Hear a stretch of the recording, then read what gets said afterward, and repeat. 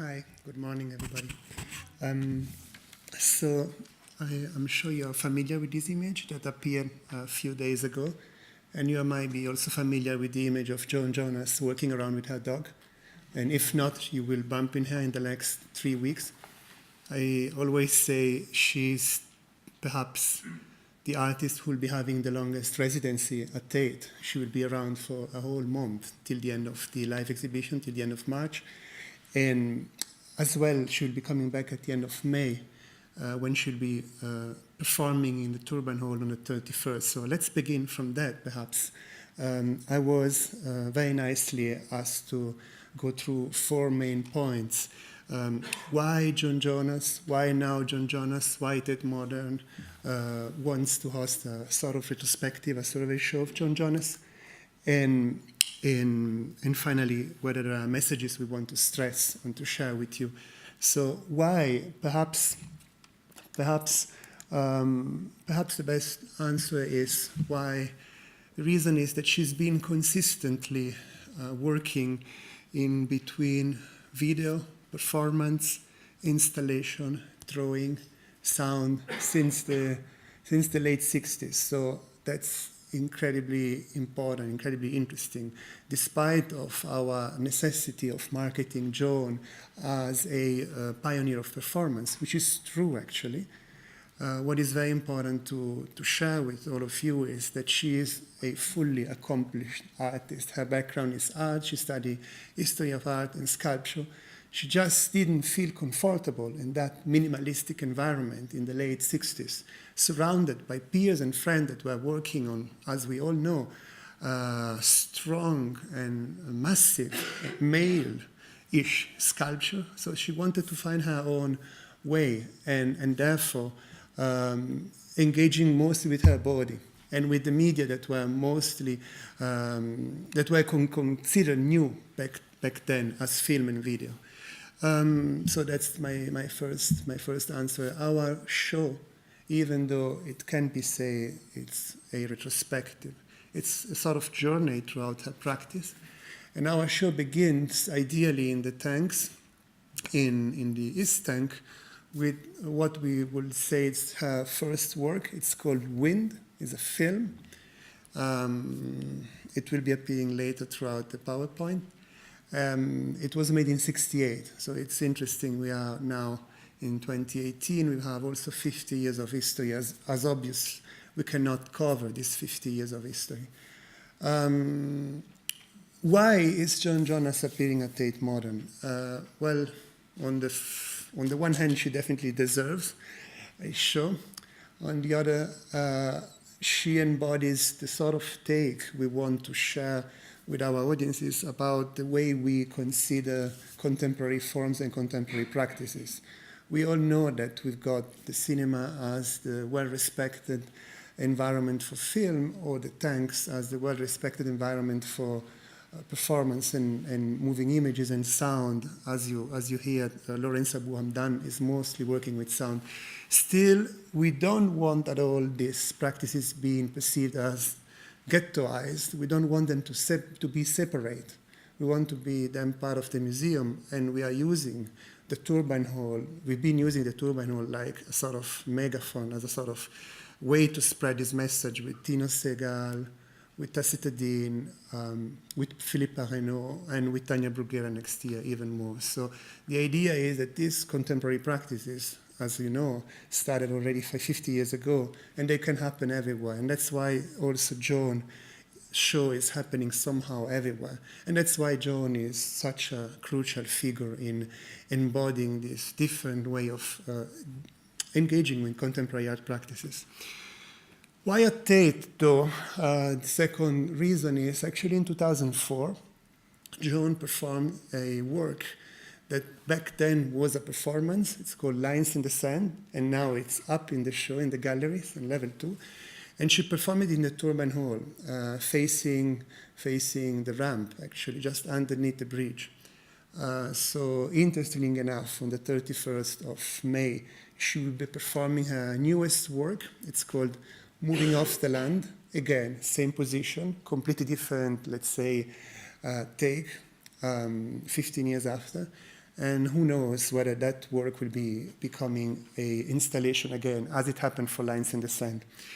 Last but not least, she is a well-respected artist. Her exhibition will be traveling to Munich after, to Serralves, and likely also to going to Berlin at the very end of the tour, at the Martin Gropius Bau.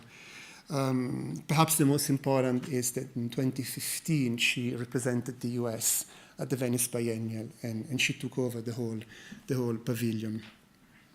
Why now? That's the other question. Why now? I will say why now because this sort of approach to interdisciplinarity is perhaps the most interesting aspect of the contemporary and young practices. So no one better than Joan could stress this bridge between the way younger artists are today behaving with images, with sound, with sculpture, with drawing, with body, with performance, with political issues. So it's, we hope, a very timely show. And the reason why it's a very timely show are, as you will experience, Joan is seriously involved and seriously concerned with ecological questions, ecological issues, how glaciers are melting, and that the subject matter of the work in the East Tank reanimation, as well as how we are slowly, unfortunately, exterminating the animals in the world, and how we can engage, we can have a different relationship between human beings and animals. And why also at Tate Modern in that manner? As we always say, even though we know the live exhibition, the film program, the performance in the tanks are to be, of course, marketed and separated. In our idea with Catherine, Isabella, Monica, Carly, the team is working on this project, though there is no better artist than Joan to live on the edges. She's been living on the edges throughout her own career, so we want her happening everywhere. We want her showing up everywhere, and that's why she takes over every space at Tate Modern. And actually, that's why also in the outside landscape, also working in the outside landscape, we want Tate Modern to be inhabited everywhere by art, appearing and perhaps disappearing, as in the case of Joan. Last but not least, messages. Well, perhaps as you will be able to find a lot of nice messages in the interpretation material we prepared. The booklet that will be distributed at the entrance of the exhibition, it's quite peculiar. It's not the usual one. There won't be description of the words. There will be a collection of sentences that Joan has been saying throughout the last, or has been written, or has been shared throughout the last 15 years. So I hope every message will be appearing in that little, let's say, poster. We really wanted her voice to be around. Her voice will be echoing, will be mirrored, will be appearing everywhere. That's also why the design of the show is conceived in a way that every work will be having a description, as usual, a short description, as well as a quote of Joan referring to that work. So on top of her voice aging and being clearly listenable throughout the show, you will be also able to share and to suggest the audience to read these sentences that are always very interestingly framing the work, but also sharing a message. So I wouldn't share any particular message with you beyond the fact that perhaps if you were asking how the show was made, how to engage with 15 years of history, I will answer, it could be compared to a concert. It could be compared to a concert with a very singular conductor, who is not the curator, but is rather the artist, that was so much involved in fine-tuning her work throughout the years, but also in involving a wonderful musician throughout her career to play with one of the most important component of her work, which is actually sound, music, and how to we relate to images throughout the body and throughout our way of listening and watching. Are there stories or anecdotes we can share with you? Yes, they are. They are on the walls and they are on the label. I wouldn't go through all the works. I would just say perhaps one important story to be known is, sadly, as any story will be up for a little bit and then will be disappearing, becoming perhaps a legend. But there is a work in the Transformers Gallery, the second Transformer Gallery, which is called Stage Set.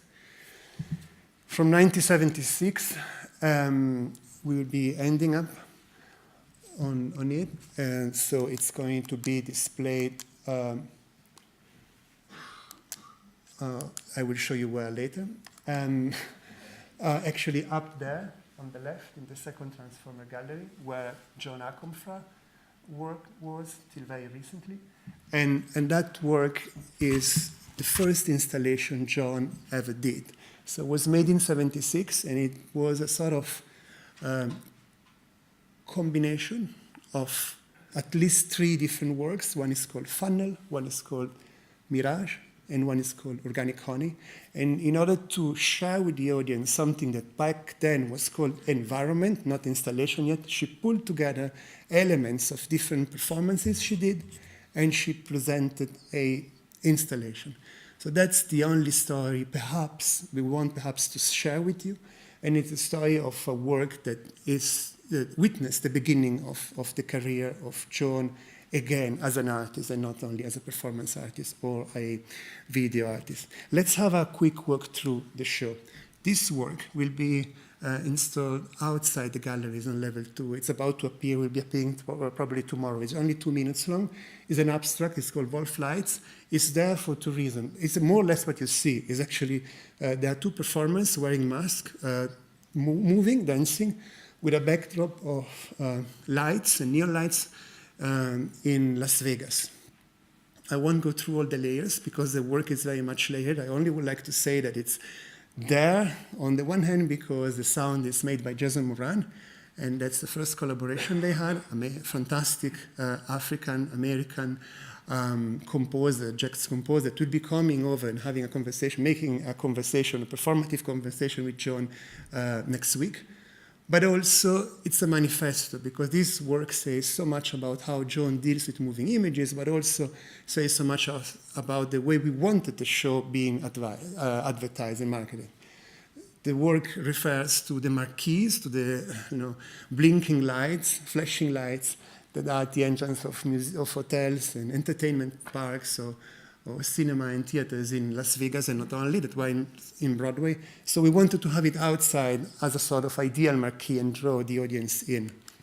The first room is actually, of the galleries on level 2, is actually a, let's say, discovery of Joan's world. World meaning, as you can see, this is her apartment studio. It's where she's been working for 50 years. There are masks, there are photographs, there are personal objects she will be using as props doing her performances scattered everywhere. So once entered the galleries, entered the first room and encountered her work with masks and props she's been collecting throughout the years, so she got donated. Some are also very precious ones. Were made maybe like centuries ago and were donated by a very interesting person, but some were just donated by friends. The stories of each are on the label, and you'll be able to find them. They are very beautiful. The most important, this is not at any way, at any stage, an artwork. It's just a display of items that appear throughout Joan's career. And this is the first work we'll be encountering as an artwork. It's a minute theater. You are allowed to be in front of it, to get very close, to listen to it, to watch what's happening inside. Is a sort of strange quotation of a stage, of a theater stage, but could be also seen as very much influenced by the Palace at 4 a.m. by Alberto Giacometti, who was one of the main influences or references for Joan as a sculptor. I won't tell you the whole history behind the minute theater. I think I've got like 4 or 5 more minutes, but this is the first work we encounter. We cannot touch, of course, the object inside, but we are suggested to get next to it, and then we will be definitely, as an audience, somehow becoming part of a performance, as it happened with Channel 1, 2, and 3 when we opened the display, and also beforehand of the new building, of the Blavatnik building in 2016. The audience, when approaching the work, will somehow take a different postures and definitely engage differently with the perception of the space. The whole show is conceived on the idea of taking position and postures and literally experiencing the works also through ears and body. That's the main idea behind the show. There is a full room of photographs dating back to the early 70s. This is what we want to share with you as the backbones room, the room in which one encounters every work that will be, that can be in the show, of course, because they were mostly performances, but it's also the room in which that hooks to the performances happening throughout the live exhibition, as well as the only one external performance called Delay, 1972-2018, that will be happening on the River Thames. Catherine and Isabella will tell you exactly how and when and how to share it. When walking past the second room, we'll be encountering the only work in the collection we've got in the collection is in display, the only installation, the juniper tree. Again, I wouldn't try to go through the history of the juniper tree. I will perhaps suggest, and this is another information, to make photocopies out of the catalog, just of the pages describing the works. It's like 15 pages that can be very useful, and I think really well described. There is a catalog, of course. It's a catalog that we didn't publish at Tate, but it's a very useful catalog because it's describing all the works and collecting a very good selection, we hope, of Joan's interviews. So again, the idea, as you can see from the size, is to make it portable, to make something that we can go around with, as the voice of Joan will be around with you for a long time. Andrew, I'm so sorry to interrupt. We've actually run out of time. Yes. But it just reminded me that as well as the catalogue, you're also very kindly coming along for a tour, an early morning tour Sure. on the 20th of March. So that's an opportunity. Which makes sense, yeah, for you to get the work. To talk about the works in the room. So Yes. 9 o'clock on the 20th of March. Yeah. And if you can't make it, we're also going to film that tour and share that with everybody who can't be there. Yes. Sorry to interrupt. No, I mean, I'm whenever you want, I'm done. I see I have 3 more minutes, but I can also stop. Maybe, well, the last information is about the fact that we are taking over also, Joan is taking over also the space that was dedicated to the bookstore back to Red Star over Russia. So the work will be, there will be 3 more works displayed in that area. So the idea is to inhabit as much as possible all environments. And as Akim said, we are always available for questions. So whatever you want to ask, we're happy to answer. Also, when you see us working fast in the space, whenever, please stop us, because it's always a pleasure. Last important information. Reanimation, the work in the East Tank, installed alongside Wind, this work, this is Wind, this is Reanimation, will be up for the length of the show, so till the end of July, early August, and will be there for free. So the audience is highly recommended to buy a ticket to see the show, because ideally there is a conversation, of course, between that work up in display for free and the exhibition, the main exhibition. There will be also a sort of graphic design, visual connection between the show and the East Tank, more consistently visible from the end of the live exhibition, so from the end of March. Yes, have a good afternoon. Thank you.